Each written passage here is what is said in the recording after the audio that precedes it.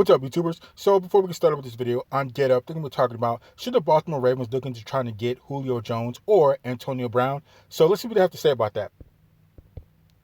Clearly, their version of themselves this year has been off a little bit from last year. They're scoring 4 fewer points per game, and they're running the ball. So if they pick up either Julio Jones or Antonio Brown, that'll definitely cover the deficit for what's going on from this year, from last year.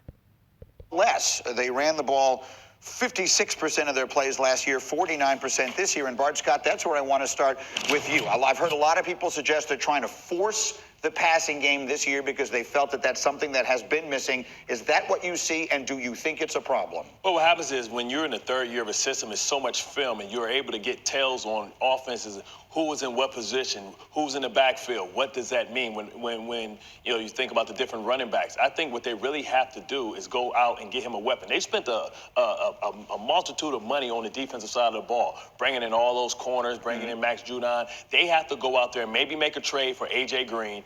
I'll call Atlanta and say, hey, is Julio Jones available, because it looks like they're going to tear that thing down? Or I'm going to go and I'm going to really have strong consideration and conversations about bringing Antonio Brown into the fold after his week 8 suspension. I completely agree with that, and I would be going after Antonio Brown after his 8th week suspension.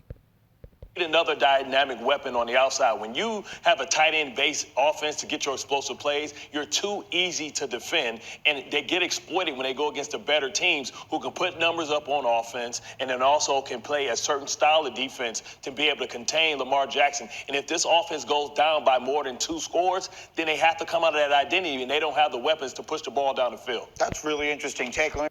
So I definitely think if they get another weapon like Antonio Brown or Julio Jones, that would definitely make the offense more dimensional, and it takes some of the pressure off of Lamar Jackson. Obviously, it would take some pressure off of him, but he'd be able to. I think he'd be able to throw better because now he doesn't have to worry about doing everything, and he can just depend on whoever he's throwing a rock to, whether it be Antonio Brown or Julio Jones or whoever, or if they get a running back, he'll be able to take some pressure off him, and he can relax and go ahead and make the correct throw and do what he needs to do to be successful. Bring Ninkovich in here. And Bob, I know what a huge fan you are of Lamar Jackson. We talked about it a lot this summer. What have you seen from that offense? Look, I think I'm not hitting the panic button. They're 4-1, and they're scoring 4 points less. I think they're going to get things together and roll in the right direction. I also think that on the flip side of things, when you're preparing for an offense like the Ravens, the first time you go against a team like the Ravens, it's kind of shocking at how they're able to operate and the way that they run the football, the RPOs, the quarterback speed. When you don't see a quarterback that fast, basically ever, it's pretty tough to defend. So you're seeing these teams play them for the second, third time. There's tape out there, like Bart said. These other teams are watching the tape. They're looking into, okay, what do we need to do here? How do we stop this offense? And I also think that the Ravens at this point just aren't executing like the way that they did last year. And a little bit could be Lamar dealing with a knee or dealing with something that affects his speed and his ability to run around and scramble. So maybe he does want to force the ball in some situations and throw it down the field. But I'm not panicking. I don't think that it's the time yet. They're 4-1. Plenty of time here to still progress. And they didn't have an offseason like everybody else. So we're seeing some teams struggle early in the season. I think because they didn't have time like they would have last year in training camp, OTAs, all that stuff. So yeah, I think they'll be fine. I believe in Lamar. I believe in him.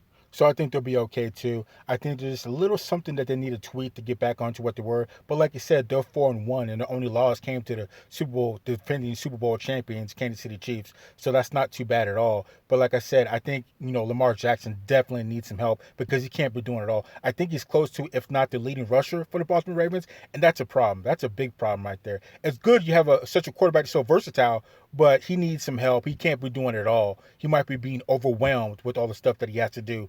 Like I said, if you get him an Antonio Brown or Julio Jones up in there, and that's definitely going to take some pressure off him, and they'll be able to be more dimensional, be a more multi-dimensional offense, which could keep the defense honest, and they'll be able to make more plays. So let's continue.